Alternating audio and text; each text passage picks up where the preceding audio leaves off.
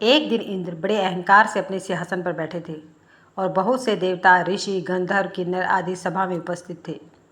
जिस समय बृहस्पति जी वहां पर आए तो सबके सब उनके सम्मान के लिए खड़े हो गए, परंतु इंद्र गर्व के मारे खड़ा न हुआ। यद्यपि वह सदैव उनका आदर किया करता था। बृहस्पति जी अपना अनादर समझते हुए वहां से उठकर चले गए। तब इंद्र को बड़ा शोक हुआ कि मैंने गुरु जी का अनादर कर दिया, मुझसे बहुत बड़ी भूल हो गई। गुरु जी के आशीर्वाद से ही मुझको यह वैभव मिला है। उनके क्रोध से यह सब नष्ट हो जाएगा, इसलिए उनके पास जाकर उनसे क्षमा मांगनी चाहिए। ऐसा विचार कर इंद्र उनके स्थान पर गए। जब बृहस्पति जी ने अपने योग बल से यह जान लिया कि इंद्र क्षमा मांगने के लिए यहाँ पर आ रहा है, तब क्रोधवश उससे भेंट करना उचित न समझकर अंतर्ध्यान हो गए। जब इंद्र ने बृहस्पति जी को न देखा तब निराश होकर लौट आए। जब दैत्यों के राज्य विश्ववर्मा को यह समाचार विदित हुआ तो उसने अपने गुरु शुक्राचार्य की आज्ञा से इंद्रपुरी को चारों तरफ से घेर लिया। गुरु की कृपा न होने के कारण देवता हारने व मार खाने लगे।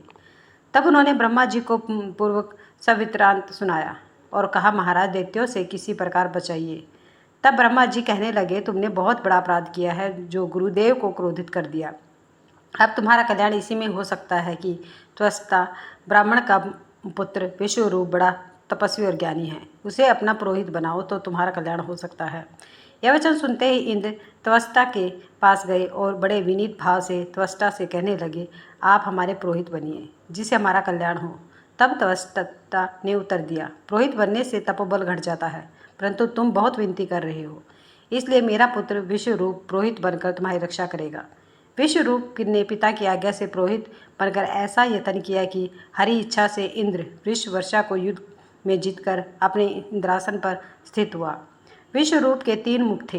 एक मुख से वह सोमपली लता का रस निकाल कर पीते थे, दूसरे मुख से वह मदिरा पीते और तीसरे मुख से अनादि भोजन करते थे। इंद्र ने कुछ दिनों के लिए कहा, मैं आपकी कृपा से यज्ञ करना चाहता हूँ।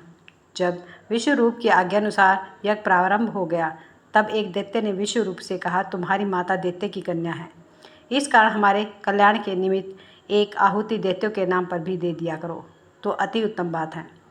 विश्वरूप उस दैत्य का कहा मानकर आहुति देते समय दैत्य का नाम धीरे से लेने लगा। इसी कारण यज्ञ करने से देवताओं का तेज नहीं बढ़ा। इंद्र ने यह वृत्तांत जानते ही क्रोधित होकर विश्वरूप के 3 सिर काट डाले।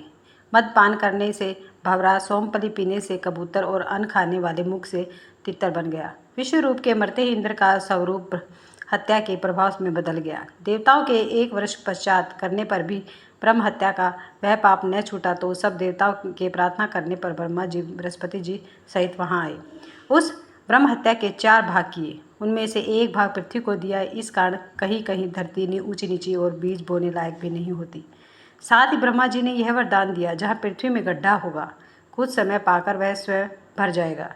दूसरा वृक्षों को दिया जिससे उनमें से गोद बनकर बहता है। इस कारण गूगल के अतिरिक्त सब गोंद अशुद्ध समझे जाते हैं। वृक्षों को यह भी वरदान दिया कि ऊपर से सूख जाने पर जड़ फिर से फूट जाएगी।